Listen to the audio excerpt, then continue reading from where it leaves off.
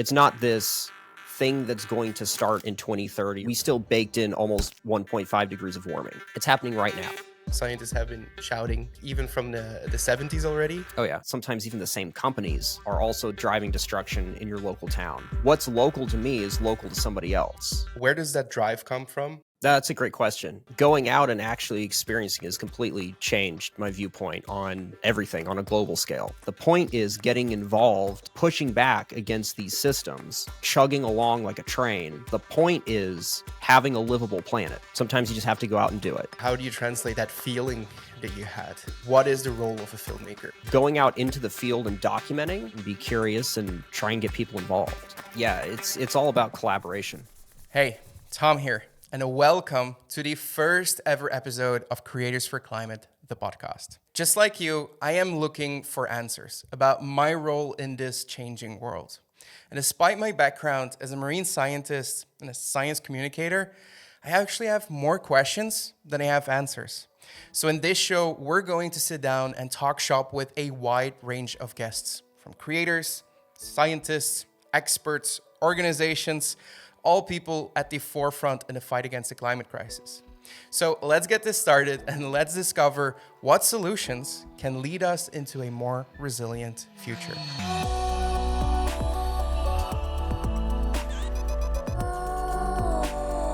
Now, luckily, I am not alone, and I have my buddy Charlie besides me. Well, virtually at least.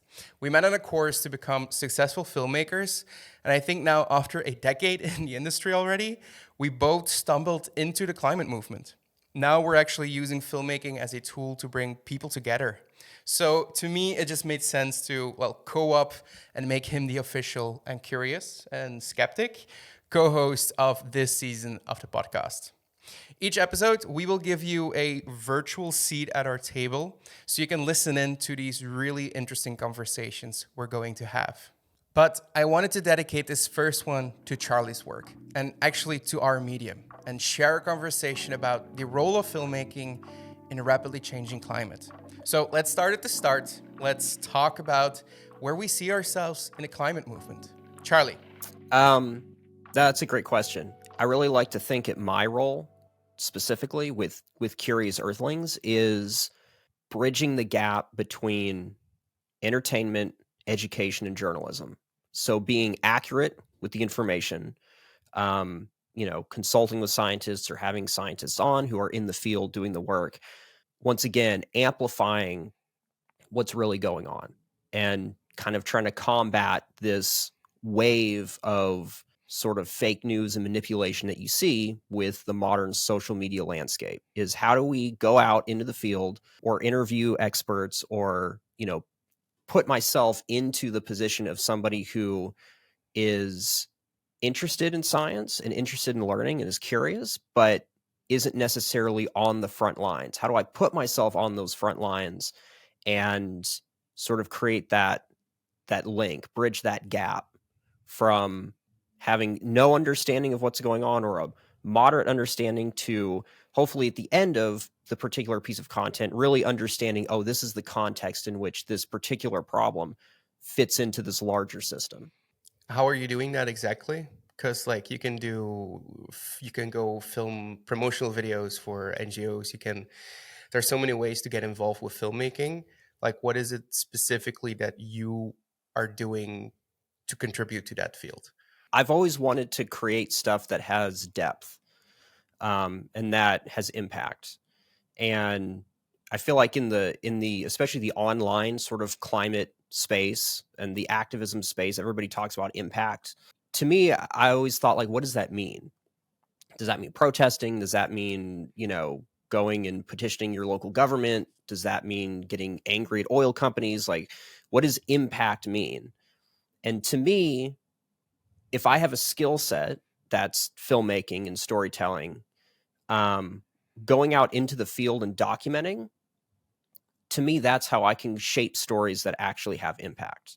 Because, I was homeschooled growing up. I don't have any formal video production education. All of this is self-taught through YouTube and online courses. That's what changed my life. Having access to the internet and access to experts that are posting for free, that changed my life. And so kind of continuing that in the sense of I'm going to give back, but I'm not going to give back in how to, set up a camera, how to film. It's going to be, this is what's happening to our oceans. This is on the ground where plastic pollution is.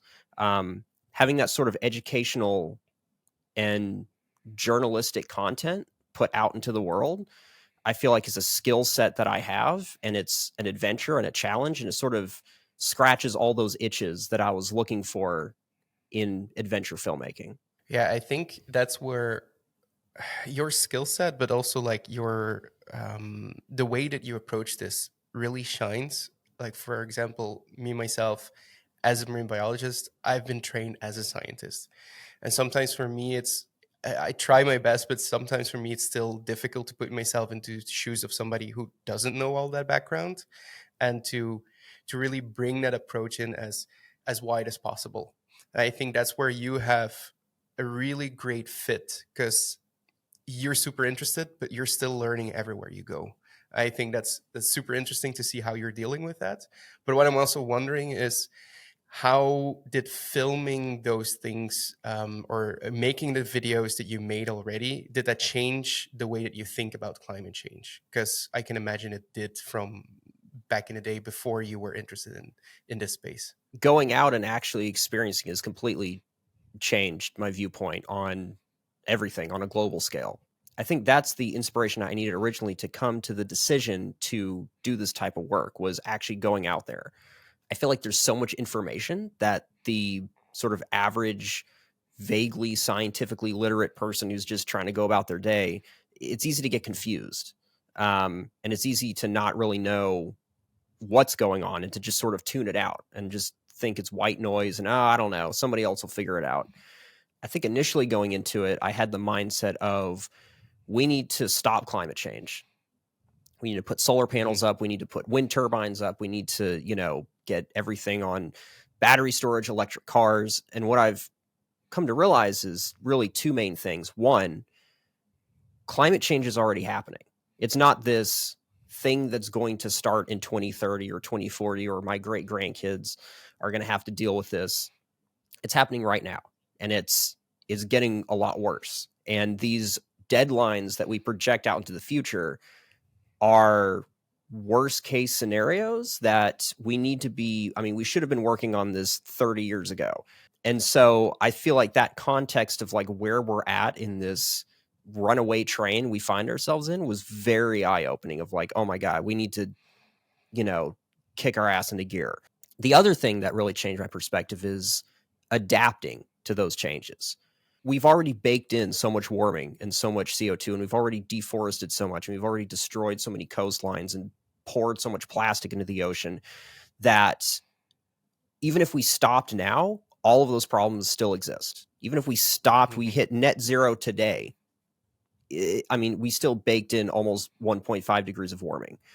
So to me, I thought really the thing that we need to be looking at is adapting to those situations, is building systems that can handle a 2 degrees of warming, 3 degrees of warming. Hopefully we don't get there, but if we do, we don't want to be blindsided. We don't want to set ourselves up for a world that exists now or will exist in 10 years, and then we surpass those benchmarks and we're still in a bad situation. We need to start thinking about a more systemic change and a more adaptable society and global economy and supply chains and so on and so forth. So in 50, 100 years, if we are at 3 degrees of warming, we can still have a functioning society and a livable planet. Is there something specific that, like some specific moments that really made you see this? An example of a project that it was really one of the first ones. I was still kind of on this path whenever I did this project, but it was a conservation documentary, short documentary called Turtle Beach, and we went to Mexico. Kind of the initial concept of the film was to go down and film sea turtle conservation at a research center.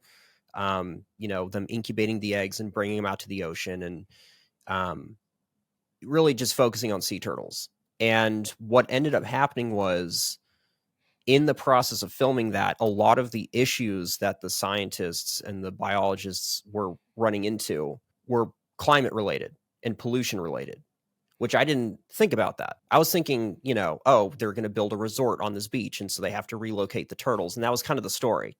And I knew at climate change, obviously, if the waters get warmer, that's a problem. But every level of like the way the eggs were incubating in the sand, if the sand's warmer, obviously that changes the sex of the turtles. And then whenever they actually get out into the water, if the ocean's more acidic or there's less oxygen, that changes migration patterns. And there was this whole context that opened up that was climate related that I never even thought of. And that's whenever I really started thinking, oh my God, that kind of brings me back to the point earlier was, even if we stop now, even if we're at net zero now, we still have acidifying oceans and lowering oxygen levels and all these problems. And scientists are thinking that way. Scientists are thinking, how do we set up these more robust systems? I think a lot of politicians and general public don't realize that's really necessary. This is where I think we also come to a little bit of an impasse, because scientists have been talking about this. Scientists have been shouting in this way for like even from the 70s already. Oh yeah. Like it's not getting translated as much as we need.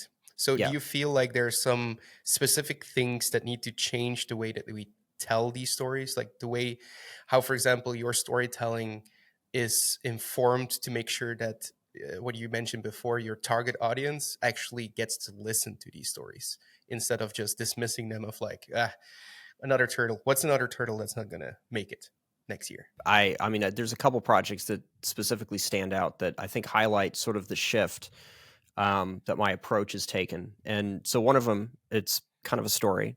I'm in Denton, Texas, and Denton's one of the fastest growing cities in the U.S. right now, or the Dallas-Fort Worth area, and by proxy Denton, because it's just north of Dallas. And so this whole area is exploding in population. People are moving here from all over the place. There's development happening. There's sort of a water crisis happening because our lakes are only designed to handle so many people, and you're sort of running into all these barriers, environmental barriers that, it raises the question, how are you going to be able to support this larger growing population? And so specifically in Denton, about a quarter of the city is very rural. There's the downtown, the city center, and then kind of off to the northeast, there's grasslands, there's some farmland, and there's this very important waterway. It's the Trinity River, and it connects two lakes. And there's this big planned development that's the city's wanting to put in, and it would completely destroy that whole area. I mean, there's this perfect grassland buffer that goes into the river, filters the water. Like, it works perfectly the way it is. It's a wonderful, spot to escape sort of the hustle and bustle and go out there, and there's mountain biking trails, and they're wanting to literally put this big housing development right there to meet the growing population needs. And so I can feel your frustration. Oh my God, through. I've been fighting this for a minute. So initially I sort of ignored it, not because I didn't care, but just because I was busy. And I knew there was a development going in, but I was like, I don't know. I don't have time to deal with that. So sort of this local protest movement started growing, and I decided to get involved. And what I realized is that there's two main factors. There's out of state developers that have moved in that don't live in the area, that are purely looking at this as a profit driven endeavor. How can we pitch the city on this development? We can put a bunch of houses, we can get paid, and we can move on. They don't have to live with the consequences of what they destroy. The second component is that our city officials are in this very weird spot where there's sort of a housing crisis. There's not enough housing and there's too many people, but there's also this like really unique environment that people like to go to and is necessary for our water, but there's nowhere else to put houses. So how do you balance that? My initial response was like, oh, these people are just money hungry. They're profit driven. This is, like evil capitalists, like everything you can think of that's like driving the climate crisis. But then the more I started looking into it and actually talking to city officials, I realized that everybody was pretty much open to an alternative. Nobody really had an idea of what to do, though. One of the developers mentioned, like, yeah, this is a really pretty area. And they had in part of their development plan to try and incorporate more green space and whatnot. So I think everybody saw the value. It's just, what's the alternative? You have this problem, housing, and this development that would solve that housing problem. And it's like, that's a no-brainer. Like, obviously, we're going to move forwards with it. Initially, I was going to create a documentary that was sort of like, not really a hit piece, but like making everybody look bad, of like, look how they're destroying the environment. And it was sort of negatively focused. And I thought, no, that's not constructive. I need to approach this from more of the educational and journalistic standpoint. And so what we've been doing is, I mean, I've been filming a bunch of interviews and I've been doing that, but I've also been kind of leaning on more of the activism side, where we've been going to city hall meetings and we've been meeting with the local planning and zoning, and we've been using content, interviews with scientists, going out, filming the area, showing like specific geologic structures and ecosystem and stuff like that contributes to the cleanliness of the water and mitigating a lot of the heat island effect that you get with paving stuff over. Using that as an education tool and using that content to take it to city officials and city leaders and kind of showing them like, hey, this is more important than you think. And I find that's been way more effective. We're still fighting the development. They're still wanting to put it in, but there have been changes that I didn't think they would ever consider, that they've now put forth to the developers of like, hey, we need to add more XYZ if we are going to develop. And the developers are relatively open to it. And it's a sort of collaboration, and that's education, and that working with people versus demonizing people, that I found very eye-opening. Yeah, this might be a stupid question, but you just mentioned showing it to the city electives and like everybody responding to that. How do you show that? Do you send them video? Do you bring them in person and be like, hey, watch this on my phone or watch this on a computer? Like, how do you go about to make sure that they watched what you just created?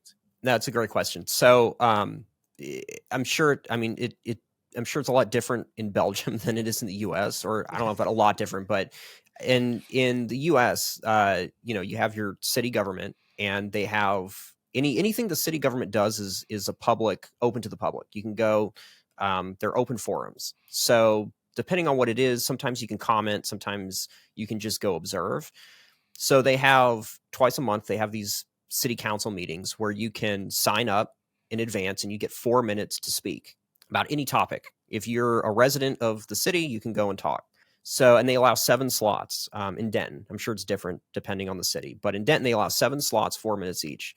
So what we did is we would, every time there was a city council meeting, we would fill up all 7 slots. Charlie Collier. If we don't start making moves to really kind of start protecting these natural areas, they're going to be gone forever. And I think that's something that thinking multi-generational like that is really important. I think that's what leaders should do. So we pretty much flooded them with every public meeting. We were there with a presentation. They have a projector, going through key points and giving, data and giving anecdotes of why it's a wonderful place and why, horseback riders love the area, and trying to really drive home the point of this is a valuable place. And so that's one avenue, is going to city meetings and city forums and just getting up there and on the podium and speaking. Super intimidating if you're not used to it. It's, basically public speaking, but it gets really fun once you do it a couple times and you start to kind of learn the personalities of the different elected officials and city council members, and you can kind of tell who's on your side, who isn't, who's getting campaign donations. Like, it's really interesting to kind of, reverse engineer that puzzle with planning and zoning specifically. So they pretty much have the power to tell developers yes or no, and they could make something a park, they could make something a warehouse.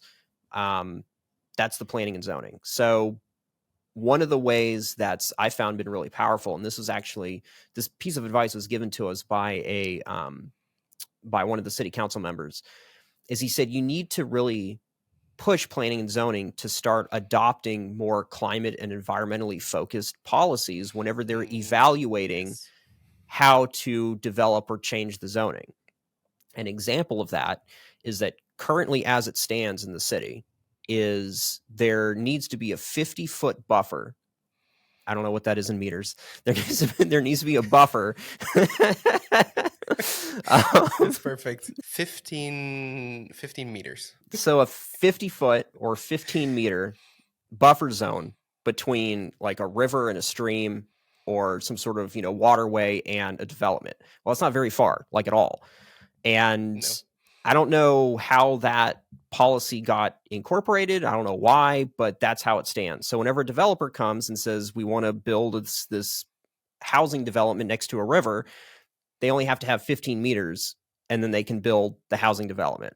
An example would be increasing that to a much larger area, saying you have to have, 200 meters or something like that to give a proper buffer zone between a waterway, which oftentimes acts as an animal corridor, which is a whole other aspect of the conversation we haven't even had yet. But those types of policy changes that you can work directly with your local government and your local officials have a very profound impact if you start looking at all the surrounding counties and all the surrounding cities. If they started making those little small changes, next thing you know, you might have this huge animal corridor that stretches through multiple cities because everybody's adopted those small changes. And I feel like a lot of people don't realize that, especially people who are in city government don't even think about that. Once again, they have a job, they show up, that's what they're doing. So if you can get in front of people and be loud and start suggesting little small changes like that on a local level, you have way more of an impact than trying to petition an entire country or the UN or something like that to adopt a change. So yeah, as you can imagine, I've been talking a lot behind the scenes about this project and all the others that we're about to hear. And I must say, Charlie's work in Denton, it definitely showed me that filmmakers don't just always have to focus on social media.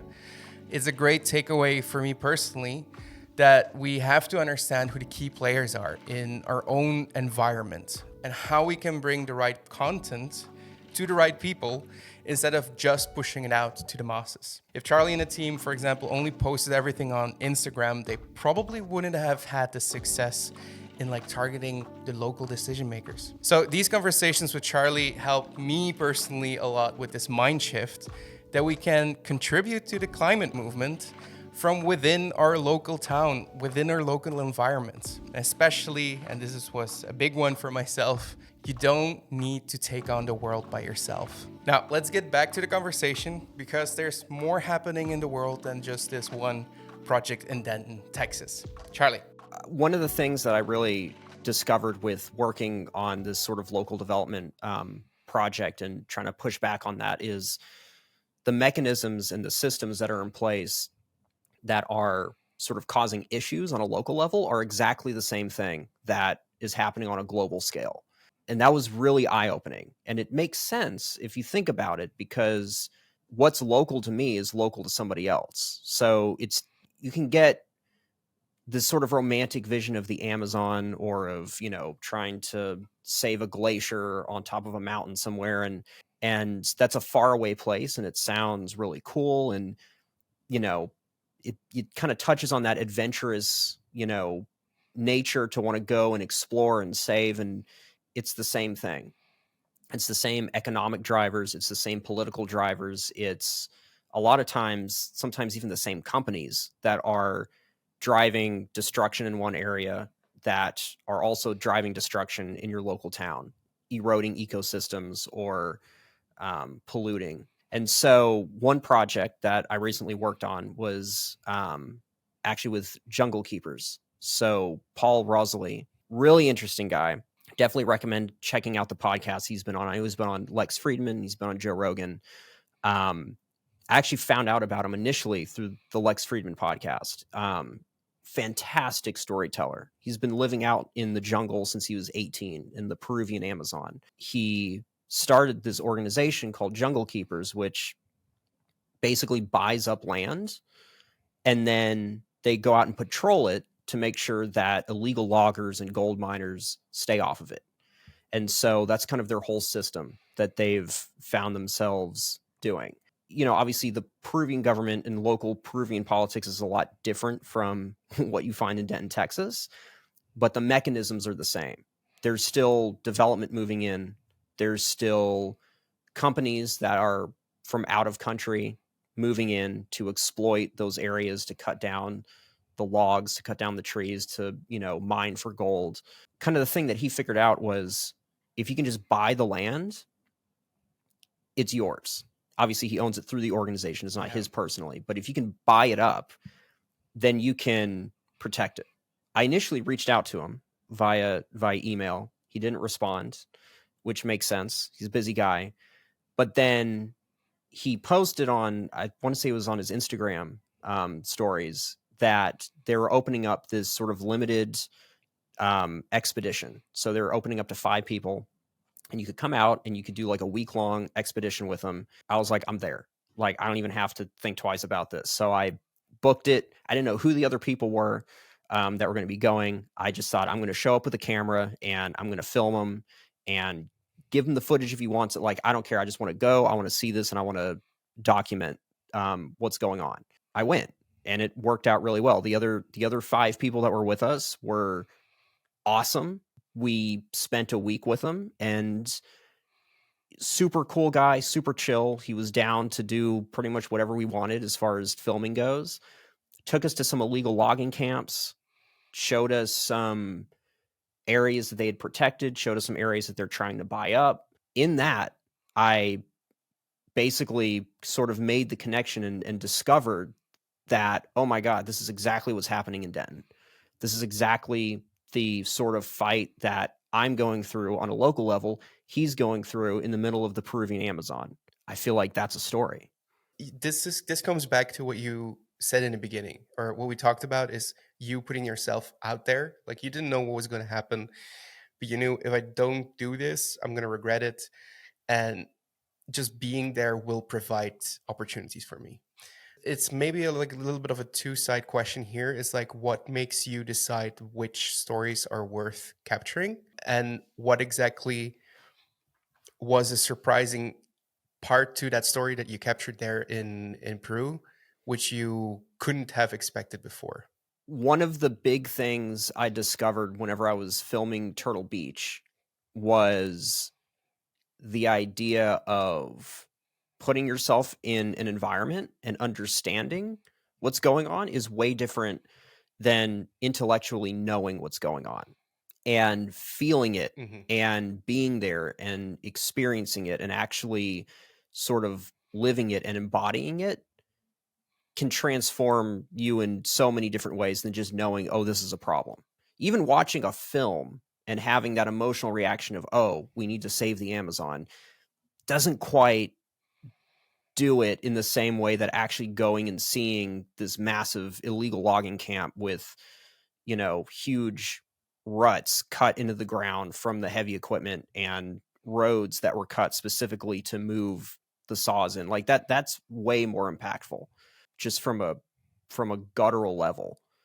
And I feel like in order for me to tell effective stories and educate people effectively, I need to experience that. I need to go and be there.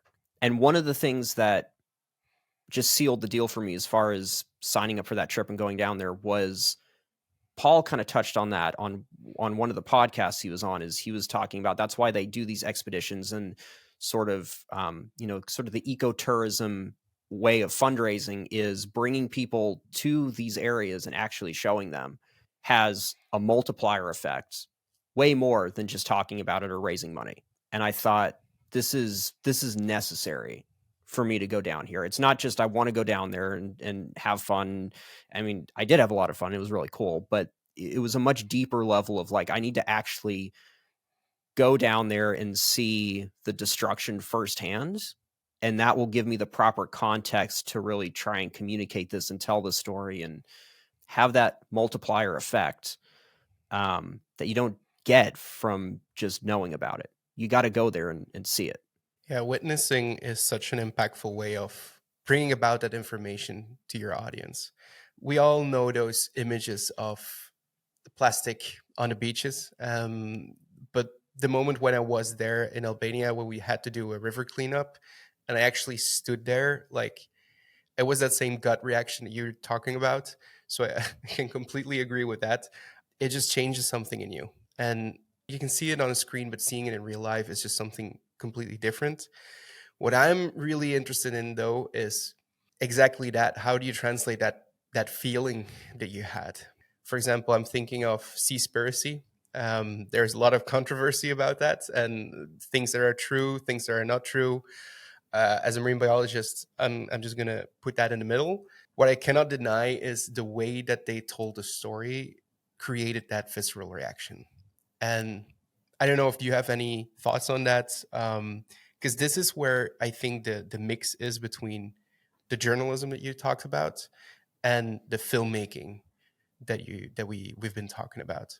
That's a fantastic question. I think you're touching at the core of how do you translate that experience of being there into film or into a piece of content or into some sort of media that you would consume. And I don't think you do.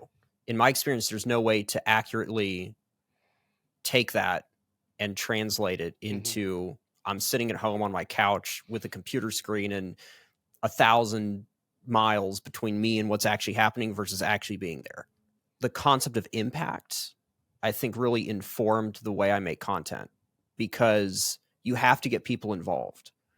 You have to get people there, and you can't take everybody to the Amazon, and you can't take everybody to, the South Pole, but you can take people to a local forest and show them that this is going to be gone if we don't make our voices heard, or this river with these beavers and this eagle nest is going to be cut down and there's going to be a shopping strip put here, or there's going to be a highway put here. Those sorts of local efforts, I think, impact people in a similar way as taking somebody to the Amazon. Maybe not as much or dramatic, but you can see the impact that's taking place, and that gets people fired up to be involved in something. And I think that's what we really need. I mean, you look at the younger generation, you look at the depression, the anxiety, and especially in Western countries, and it's sort of a lack of purpose. It's like, what are we doing? Like, we get up and we go to work and we go to the grocery store, and like, what's the point of all this?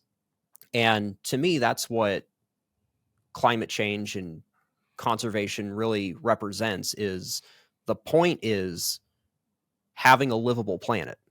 The point is getting involved and pushing back against these systems that are blind, that are chugging along like a train.